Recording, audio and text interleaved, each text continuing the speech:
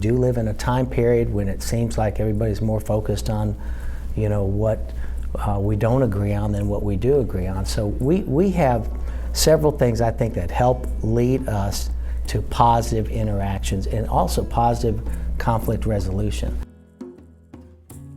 Today's episode is brought to you by HEB Curbside and Delivery. When life throws you a loop, HEB Curbside and Delivery is here to help. We shop how you shop, so you get exactly what you want.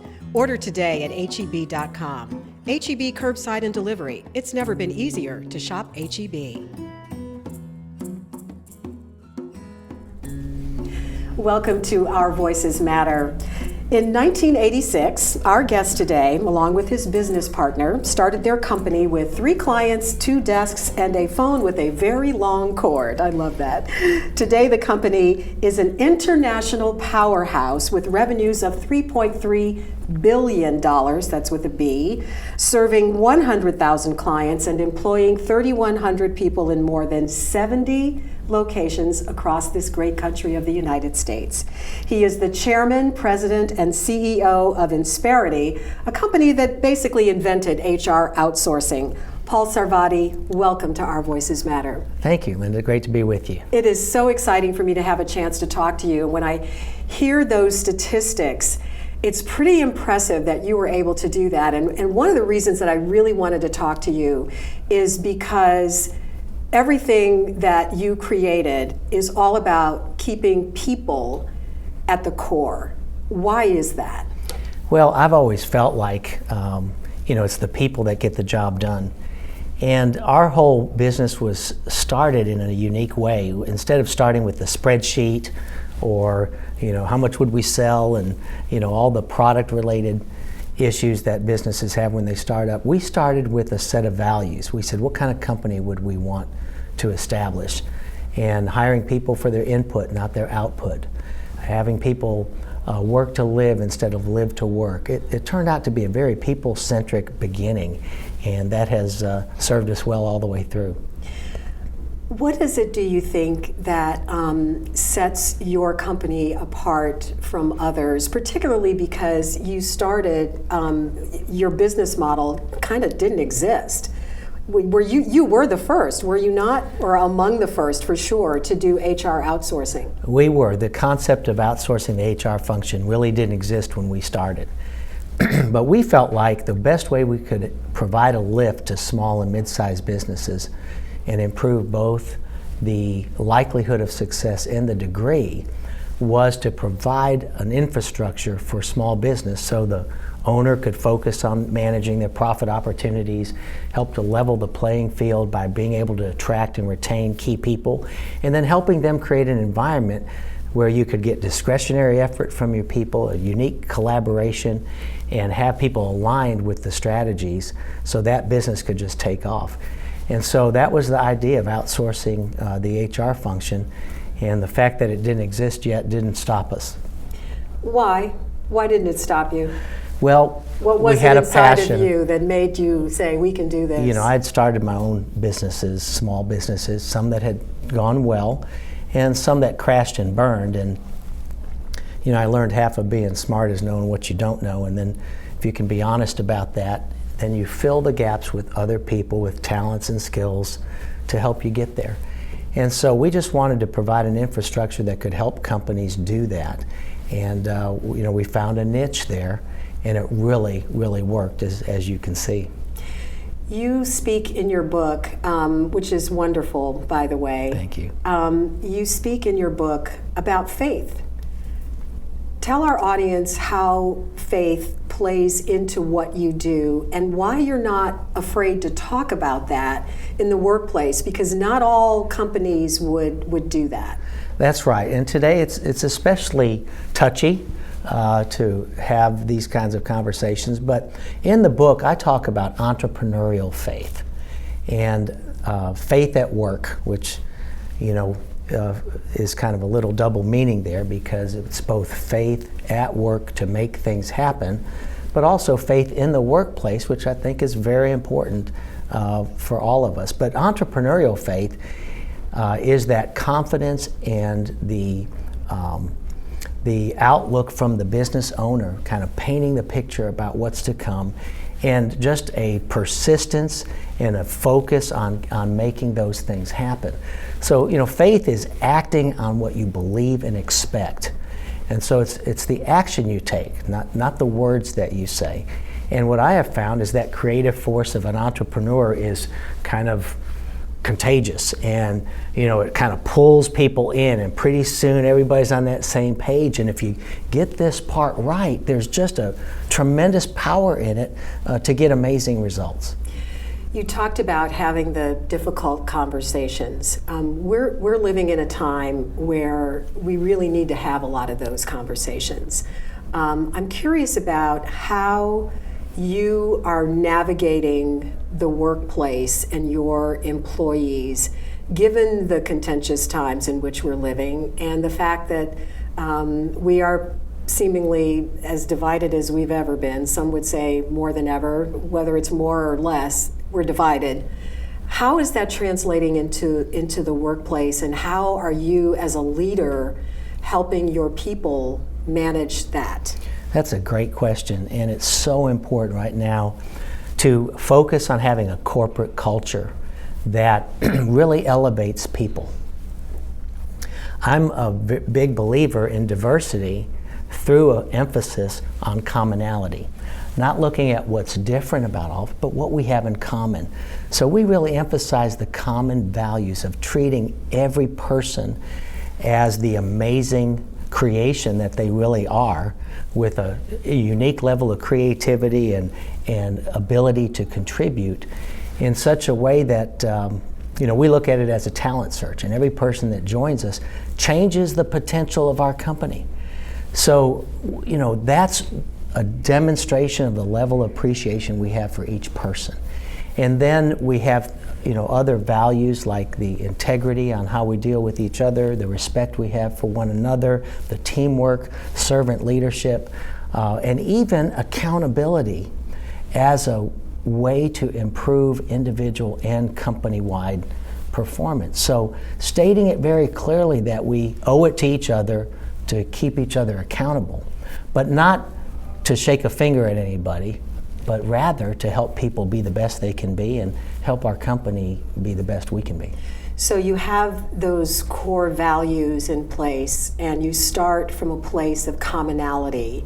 And that's an important ingredient in having a conversation when you have people on opposite sides of a point of view, to start with the commonality. Can you think of a particular instance or incident that you can point to where you took these core values and put them into effect to resolve a conflict of some kind?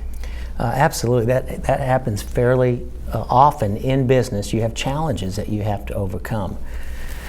We had a particular difficult challenge back in about 2002, 2003, in that we had a failure from one of our major providers to provide accurate, timely claims information for our benefit plan, and they just increased our rates dramatically. And for most companies that's a problem, but in our case it's part of what we provide to our clients and to the employees and families that work at these small and mid-sized businesses. So this was quite a challenge. It cost us all of our profitability for that year to resolve that challenge. And it was important to be able to communicate to our team that just because there was a contractual failure with us doesn't mean we could go on and break our contracts with our clients. And so putting it all on the line again after being in business since 1986, you take all your annual profitability and solve one problem with it is a challenge, but that's what it takes sometimes to live up to who you say you are. When you deal with your management team, and I understand that example that you just gave was a very clear example of how it was affecting the business. So probably maybe as a CEO at this point you don't have these kinds of conversations anymore, but I'm just wondering if your managers are dealing with any conflicts in the workplace among individuals, employees. Again, getting back to this whole idea that, this show, as you know, is about trying to remind us of our common humanity and trying to foster more civil discourse. And the divides don't leave when we walk into our places of work.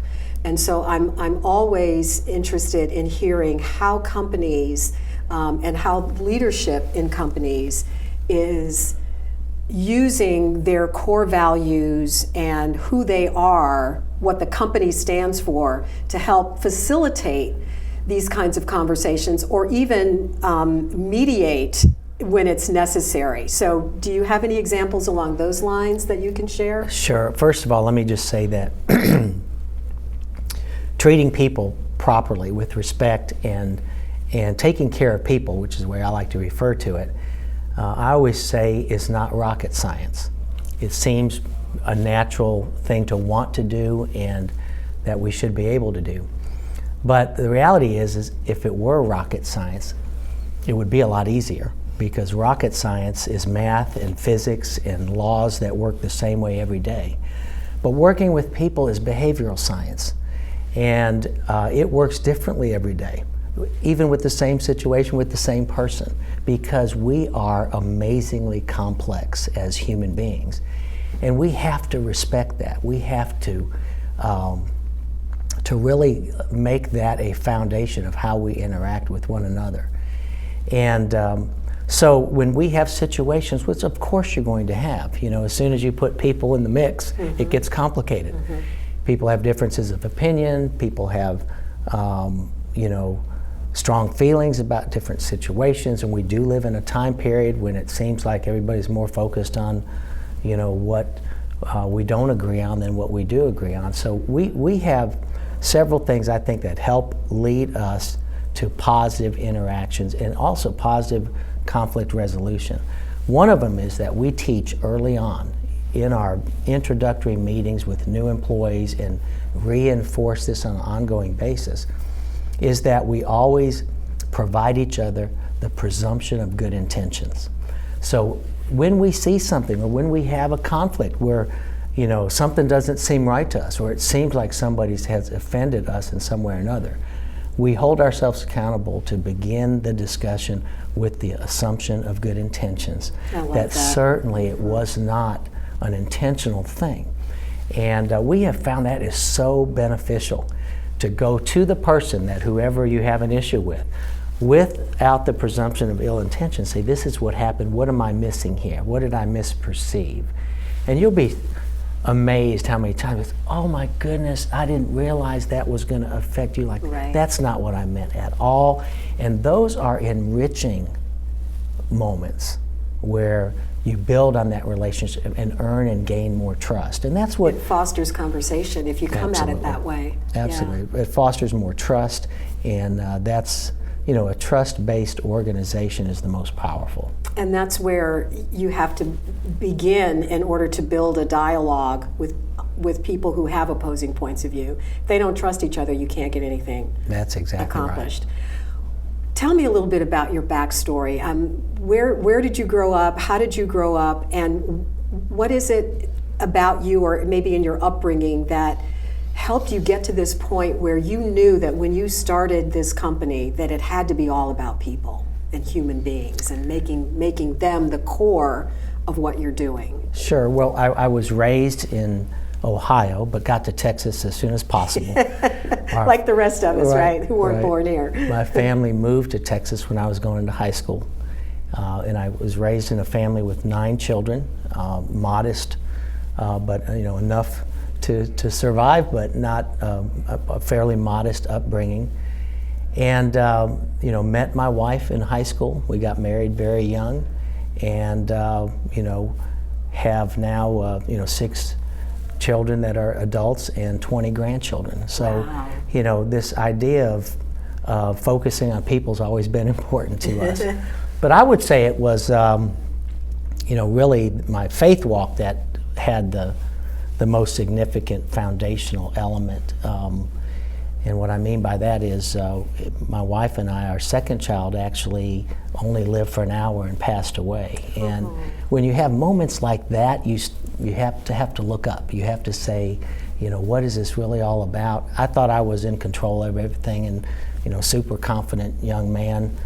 But all of a sudden I was faced with the reality that, I'm really not in control. And so at that moment I kind of reached out and found that there is, although I had a reverence for God and believed there was a God, but believing and knowing is two different things. And so that was kind of a foundational change in my life and set us on a course of seeing the world differently, having a worldview that, every individual is a, created human being, beautifully and wonderfully made.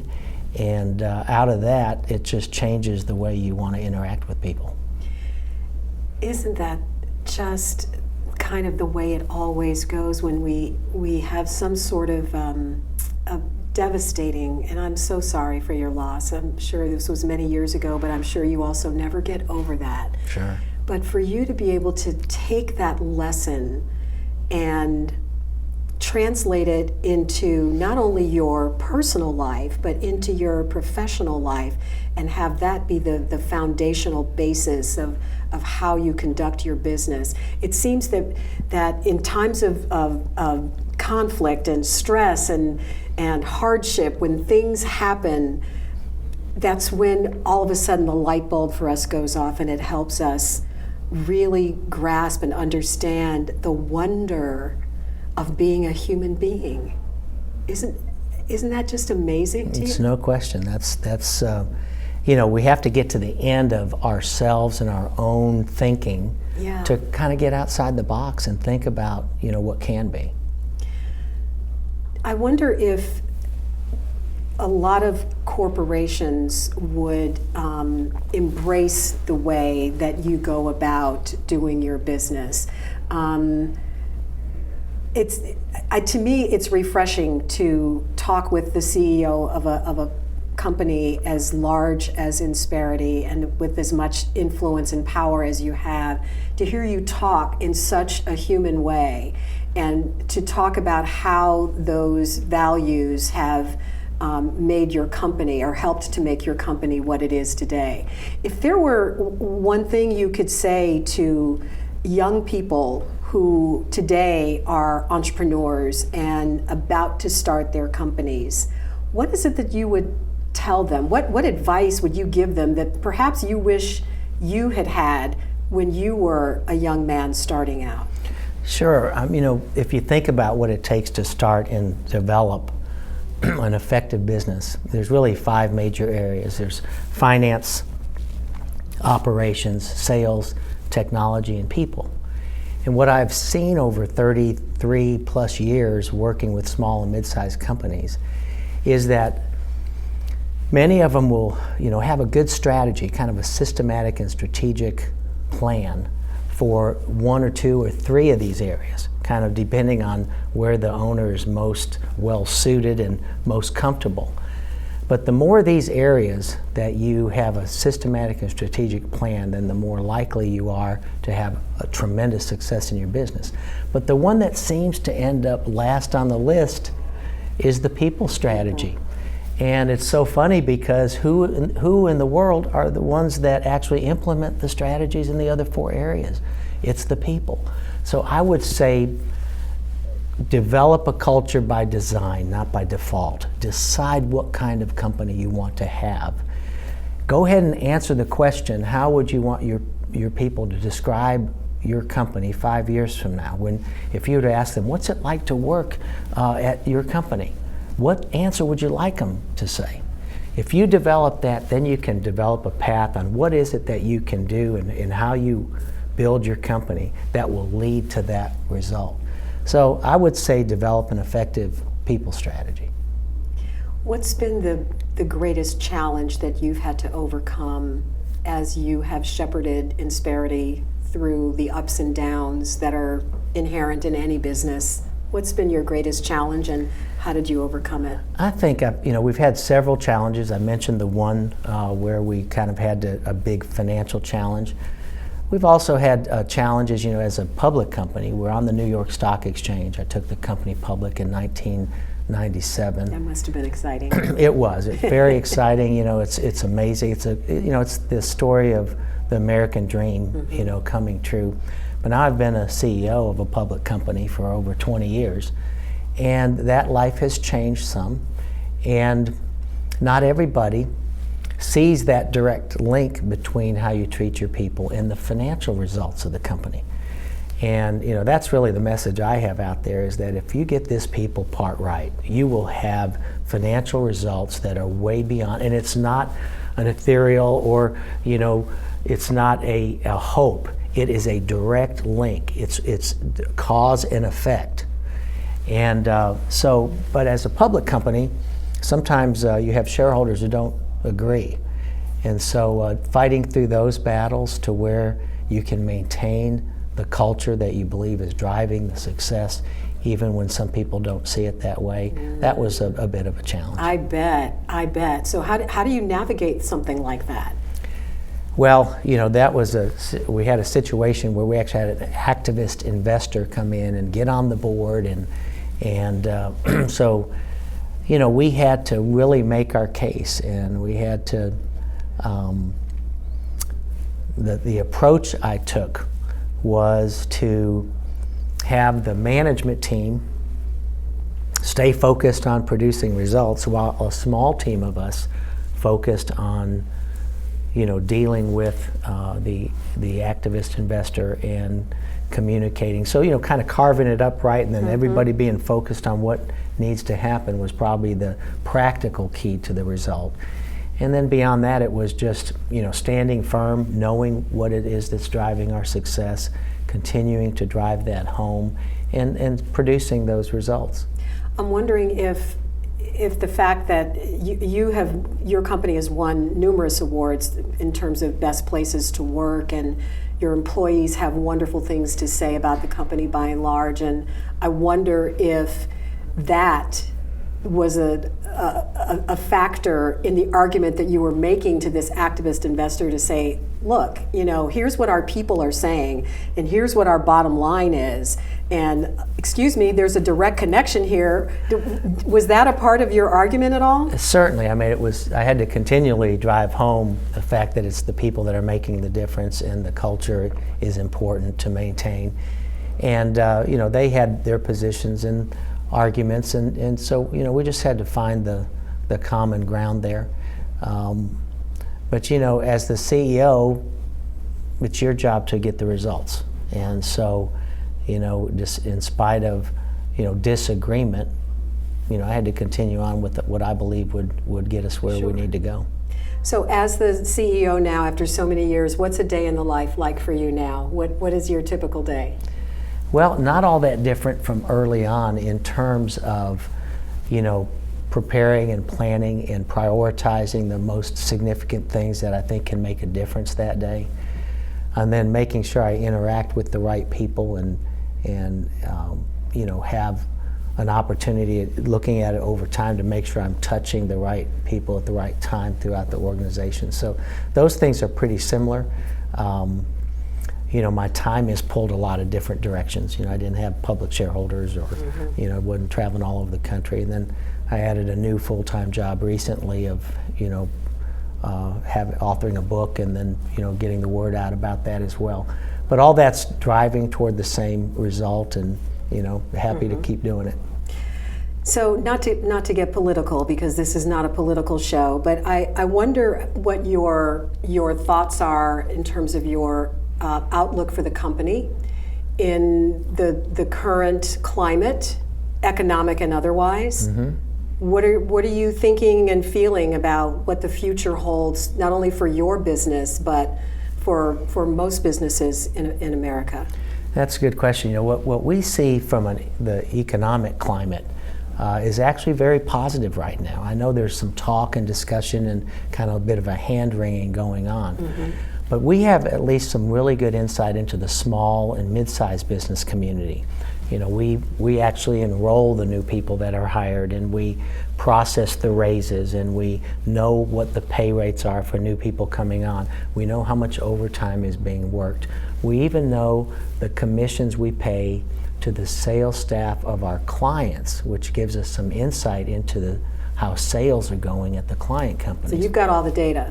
We've got a lot of information. What's it telling you? And so far, we have not seen any signal that we have seen in the past that occurred prior to a downturn, whether it was overtime being reduced or, kind of a shutdown of new hires or layoffs beginning, any of those types of things. So the data is all positive. The second thing we look at, though, is sentiment, business owner and business leadership sentiment. And that's an important one, because if people start operating out of fear and they pull back, well, that can be a self-fulfilling prophecy. Now, even the most recent numbers coming out of the NFIB, the National Federation of Independent Businesses, and other surveys, and our own surveys with our own customers, the confidence is still very, very high. So at least out of the small and mid-sized business community, we don't see any reason that there would be a recession or even talk of one.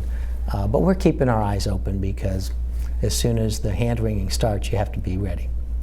And from a personal perspective, what are your thoughts about where we are as a country, as a business leader whose job it is to lead thousands of employees, and in the way that you do, keeping them at the forefront and always in the front of your mind, but also as a husband and a father and a grandfather of 20, I think you said. What are your thoughts about our future? Well, I'm inherently optimistic. And I do see, in terms of the practical, where we are right now from an economic perspective, and et cetera, I try not to listen so much to the rhetoric and look more at the policies and what's actually going on. And the policies are favorable for enabling people to be successful. I think all that's good. The discourse is distressing, because there's a lot of people talking, and through new mediums, we have social media, et cetera, and a lot of conversation, but not very many people listening, and not very many people actually communicating. It's more talking at each other than it is discussing with each other. There used to be a time when it got pretty nasty during elections, and that's understandable. There's a real battle going on for winning a seat or whatever. But shortly after that, there was a coming together and the realization that now you have to work together on behalf of the American people. And it seems like over the last, quite a few years, actually, probably the last, maybe 15 or 20 years, they got to where that time period where people were working together got shorter and shorter, and now it's like it's campaigning all the time, and the discourse is not very good. So hopefully we get back to that. I would love to see just a more positive outlook and a focus on what we can do together to be better. What do you say to your grandkids if they come to you and kind of ask you questions about what's going on? How do you answer their questions? Well, I usually, will, give my point of, first I'll ask them what is their point of view, because they already must have developed one before they asked me. And then hear that out, throw in my thoughts, and then always try to reinforce that, they can make a difference. If they're seeing something that bothers them or that they don't like, they can make a difference. And we can start by making a difference right where we are with the people we interact with. And start there, and who knows, you may be able to make a difference on a much bigger platform later. Well, I'm so glad you brought up the point about people not really listening to each other. And that's what this podcast is all about. I mean, our tagline is permission to speak, courage to listen. I love that. Yeah, it's like you have to give people permission to speak, and then you in turn have to have the courage to really listen to what it is they have to say, and to listen with an open mind. You might learn something, and your point of view will be broadened, and it leads to dialogue, and that's what this is all about. So what's next for you? What's next for Insperity? Well, we're on a tremendous growth run, and we have such an amazing market opportunity because there's 7 million small and mid-sized companies across the country. And so we're still just starting after 33 years, and we have a very well devised plan for how to execute on that market opportunity. We have the differentiation of the breadth of our services and the depth of our services and the level of care that comes from really great people helping our customers succeed. So, our mission is helping businesses succeed so communities prosper. And we really believe in what it means when businesses are successful for the community, beyond just employment, but volunteerism and philanthropy and just the upbeat feeling from a good economic environment is such a positive that we're committed to doing that as long as possible and as well as possible. Well, and I see you in the community all the time, and so I commend you for that, for being a good corporate citizen and giving back to the communities where you live and do business. Thank you. Thank you very much, Paul. It has been a pleasure meeting you and having an opportunity to chat and letting our audience hear what you have to say. And thank you for giving him permission to speak and for having the courage to listen with an open mind. We'll see you next time. I'm a firm believer that if we can find a way to better understand each other's experiences, we can find a way to accept and respect each other for who we are, even when we don't agree. That's the ultimate goal of this podcast. So with that in mind, what do you want the world to know about your story? How might your story, your truth, provide an important perspective to help bridge our divides? If you'd like to share your story with us for a chance to be featured on the podcast, all you have to do is go to our website, ourvoicesmatterpodcast.com, and click on What's Your Story? We can't wait to hear from you because your voice matters.